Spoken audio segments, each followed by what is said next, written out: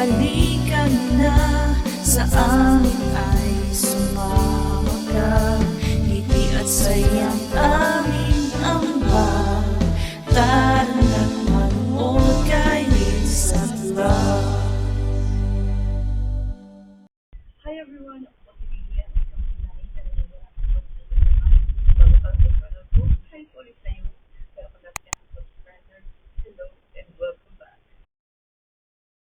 Ohio, Team Liosat! Hello mga bro! Today po is Saturday. Medyo nakaayos tayo kasi pupunta tayo today sa school ni Jack Jack or sa Hoykwe ni Jack Jack kasi merong school activity today. And hindi kasama si Papang kasi meron siyang work. Pa, bye-bye na. Bawal. Kasama namin si Kuya Jake na lang. Oh. 1 hour lang naman doon. So, ang kasama na lang namin si Kuya Jake kasi si Kuya Jerome hindi rin makasama kasi part-time job din siya today. Jack, school okay? Go school, Jack! Atsuy ne. Atsuy dyan, Kuya Jake. Okay lang? Atsuy ne. Hi! Tapos na kami sa school activity. Ang oras ngayon, 11:45. Bibili daw sila ng ice cream. Oh, ayan oh. Dito kami sa okay, bibili kami ng ice cream. We're gonna buy ice cream. Say hi, Jack. Jack, say hi to the camera here. Say hi here. Hello. Look at us. Look at here. Look at here. Say hi. Say hello. Say hi first. Hi. Tara, ice cream lang ha. Nabudol nyo na naman si mama ha. Nabudol na naman tayo. Worth mga 1,000. We are going home. We are going home now. Seatbelt is okay. Uwi na tayo. Natapos na yung school activity. Naglaro lang naman today doon.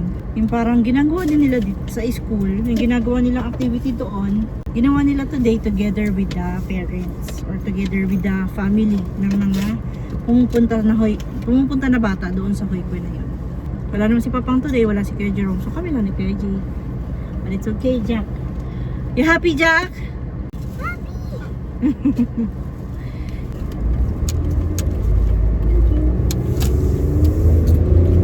We're home. We go home, we wash your hands. Okay, Jay, go wash your hands now. Okay, okay. Okay, Jay, go wash your hands, okay? Okay, Jack. Go, Jack. Sobrang init sa labas. Pero pagpasok naman sa bahay, malamig naman na. Nakapag-ayos-ayos tayo ng konti today. Hello mga bros! So today po is Sunday, 8:45 AM ng umaga dito po sa Japan. Once a week, nagka-car wash po ako. Tapos nagka-car maintenance check na din. Ino-open ko lang naman yung engine bay. Tapos tingin-tingin lang naman ako sa loob. Tinitingnan ko yung lalagyan ng brake fluid. Tinitingnan ko yung brake fluid na laman nun kung hindi ba nasa low. Tapos yung coolant ng sasakyan kung hindi rin ba nasa low. Yun kasi yung mga basic maintenance check na natutunan ko sa papa ko. Marami pang ibang basic car maintenance check. Pero yung pagtingin sa brake fluid at sa coolant, yun yung pinakamadali kasi titingnan mo lang naman. Habang nagpupunas na ako ng sasakyan, merong konting aksidenteng nangyari. Nahagip ng CCTV camera namin ng isang puting sasakyan and nabunggo niya ang isang road sign pole. Hindi nakita sa CCTV pero maririnig nyo.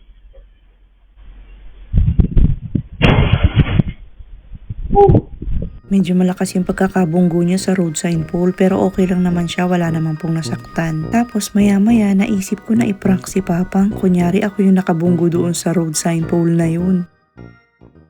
Nakasala ko pang. Okay. Iabante ko na, di ba? Nabunggo ko sa poste. Tara, tanawang poste pa. Nabunggo ko sa poste pa. Buak imong kuruma pa. Nabunggo ko siya pa buak. Nasaan ba? Tara. Putay na. Nasaan na? May lalaki kanina pang. Nabunggoan niya pang yung poste. Nasaan ko? Akala mo ako. May lalaki kanina pang. Hindi siya Jimmy driver pang. Mga 20 years old siguro pa. Na may kakanan man pa. Oh. Kalitra man man siya das mag-ano pa. Wala na ni balik. Wala na ni balik pa. Tumba kayo yung poste. Kaya sabi ko i-prank ko kaya si Papa. How'd you feel pa? It's okay. It's a prank pa. Akala mo ako talaga pa? Hajimiti ka kasi. Ayun. Yun nga, hindi ko yun hajimito yun. Nabunggo siya. Today is Sunday. Naglinis ako ng mga sasakyan namin. Hindi sana ako mag-vlog kasi wala namang activity today eh. Linis sasakyan lang ako. Nakapag-vacuum na din ako ng sasakyan ko. Nabango na ng sasakyan ko.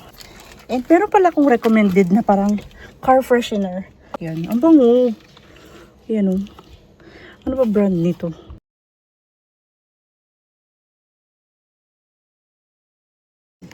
Itsura niya kanina. Kala niya napungo talaga. Tingin ko sa posto, piko eh. Pagtingin niya kasi dun sa poste.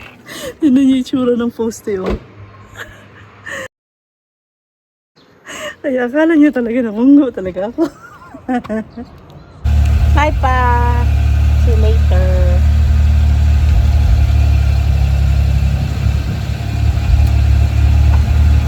Bye. Again? Kiss again? Ang doha dito, nag-away lang. Bye.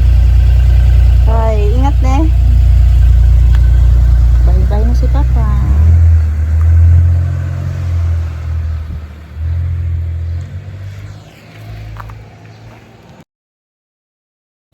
May nakita akong parang video sa TikTok and sa Facebook about sa isang nanay. Japanese yung husband niya and siya Filipino. So gusto niyang pagalitan yung mga anak niya. Joke time lang naman. Gusto niyang pagalitan yung mga anak niya pero mahirapan siyang mag-Japanese. So naalala ko tuloy yung advice sa amin ng isang elementary teacher before ni Kuya Jake. Ngayon ko na-realize na super ganda ng advice sa amin ng Japanese teacher na yon. So ang problem kasi namin before is yung pagsasalita nga ni Kuya Jake ng Japanese kasi nga hindi pa nakakapagsalita before si Kuya Jake eh. Advice ng teacher na yon is kung nasa bahay si Jake, kakausapin namin siya ng kung anong wika yung alam namin, which is yung Tagalog, yung Filipino. So, sa eskwelahan na lang daw, aaralin ni Jake, dahil exposed naman siya araw-araw, sa eskwelahan na daw yung Japanese. So, pagdating ni Jake sa bahay, kakausapin namin siya ng wikang sarili natin. Kasi nga daw, pagdating ng araw, kapag lumaki-laki yung mga anak ko, kung puro lang Japanese yung natututunan nila. And kaming mga magulang, hindi naman talaga ganun ka-fluent mag-Japanese. Darating daw yung time na baka hindi na namin makausap ng maayos yung mga anak namin. And oo, tama. Kasi ngayon, kapag gusto namin silang bigyan ng advice, may gusto kaming i-explain sa kanila, hindi kami nahihirapan. So, napakagandang advice yung binigay sa amin ng teacher na yun. And bukod pa doon, sabi sa amin ng teacher, maganda din daw yun para sa mga bata.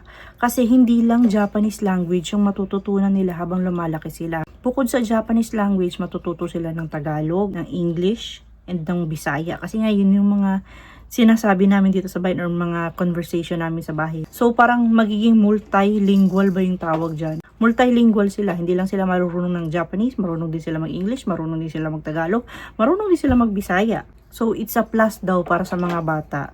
And para naman sa amin, mas magiging matibay yung connection namin sa kanila kapag lumaki-laki sila. Kasi kapag gusto nila ng advice, kung ano man yung nasa puso na kailangan namin sabihin sa kanila, kung ano man yung nasa isip namin, nasa puso namin, kung baga mailalahad namin sa kanila ng maayos. Kasi nga, hindi kami mahihirapan. And sinabi ko din sa teacher na, baka kasi mahirapan lalo yung bata. Hindi naman daw. Kasi everyday may expose na daw siya sa Japanese sa eskwelahan. So sa bahay, yung communication daw namin, mahalaga din daw yung Tagalog. And ngayon, nare-realize ko na oo, tama. Kapag galit ako, may gusto akong sabihin sa kanila, may gusto akong i-advise sa kanila, may gusto akong ipagawa sa kanila, hindi ako nahihirapan makipag-communicate sa mga anak ko. Kasi tama talaga yung teacher. Paglaki nila, katulad ngayon si Kuya Jake, grade 5 na siya. Marunong siya mag-English, marunong siya mag-Tagalog, marunong siya mag-Japanese. Kasi araw-araw na nagagamit niya. So yung Japanese nagagamit niya sa school, English and Tagalog nagagamit niya sa bahay. Yung mga anak ko kasi wala akong parang pasensya na magturo. Kuya Jake, Nihongo wa daijoubu? Choto dake. Eigo wa? English. You know how to speak in English? Easy man. Tagalog wa daijoubu? Okay din Tagalog? Can you understand what I'm saying? Alam ko. Alam mo yung sinasabi ko? Ano next naman? Next naman Korean. Ha? Annyeonghaseyo. Annyeonghaseyo. Hello. Agungung samnida. Agungung kasamnida.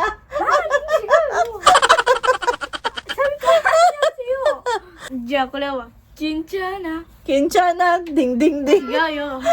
Ano yan? Kinchana, kinchana. Nanto yun ah. Alis ako saglit sa drugstore. Bibili ako nung parang karne, yung manipis yung slice. Yung para siyang bacon. Meron kasing binigay kay Papang na, hindi ako sure, para siyang patola.